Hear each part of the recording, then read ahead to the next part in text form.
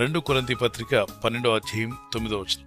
నా కృప నీకు చాలును, బలహీనత యందు నా శక్తి పరిపూర్ణమగుచున్నది.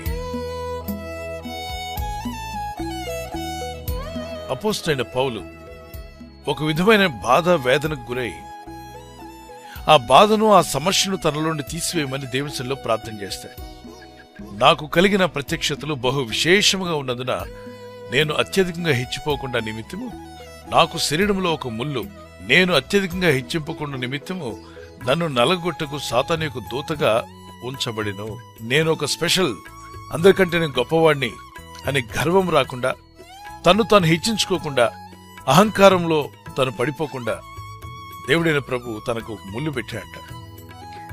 ఒక సమస్య, ఒక బాధ, అది భౌతికంగా దేహంలో అయిండొచ్చు, పరిచర్లో అయిండొచ్చు.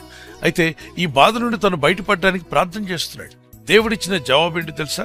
అందుకు ప్రభు చెప్పిన మాట, నా కృప నీకు చాలును, బలహీనత యందు నా శక్తి పరిపూర్ణమగుచున్నదని ఆయన నాతో చెప్పాను. When you are weak, God will make you strong.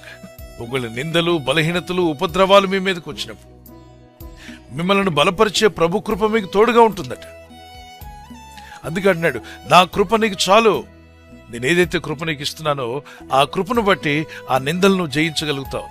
ఈరోజు మీరు ఎదుర్కొన్న ఈ సమస్యలు, శోధనలు, ఇబ్బందులు చూసి మీరు కూడా అనొచ్చు, ప్రభు ఏంటి ఉపద్రవాలు, ఏంటి హింసలు, ఏంటి నిందలు, ఏంటి బాధలు అంటున్నప్పుడు దేవుడు మనకు అనుగ్రహించిన కృప ద్వారా మనం జయించగలుగుతాం.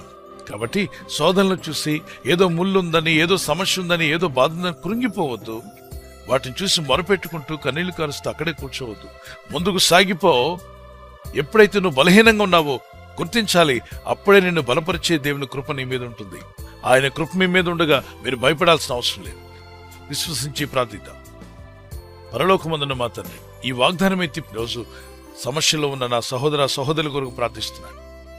కన్నీటితో, దుఃఖంతో ఉన్న వారి కొరకు ప్రార్థిస్తున్నాను. వేదనతో ఉండి నాకేందుకు ఈ సమస్యని ఎవరైతే బాధలో ఉన్నారో వారి కొరకు ప్రార్థిస్తుండగా మీరు ఈ సమస్యలు జయించే శక్తిని వీరికి దయచేయండి. మేము ఎప్పుడైతే బలహీనంగా ఉన్నామో నీ కృప చేత మమ్మల్ని బలపరుస్తున్నావు, బలవంతులుగా చేస్తానని నీ కృప కొరకు ఎదురు చూస్తూ ప్రార్థిస్తున్నాం. వారు ఎదుర్కొంటున్న ప్రతి శోధనలో యేసు క్రీస్తు వారికి అధికారం గల జయము కలుగునుగాక.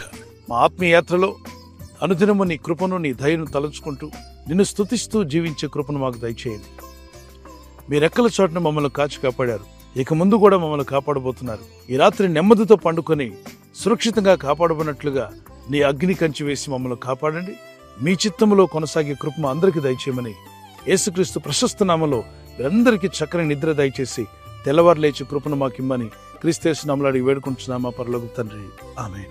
God bless you. ఈ వాగ్దానం మీతోనే కాకుండా అనేకులకు షేర్ చేయడం మర్చిపోవద్దు. అలాగే ఈ యొక్క ఛానల్ సబ్స్క్రైబ్ చేసి ఇతరులతో కూడా చెప్పి సబ్స్క్రైబ్ చేయించండి. Good night. God bless you.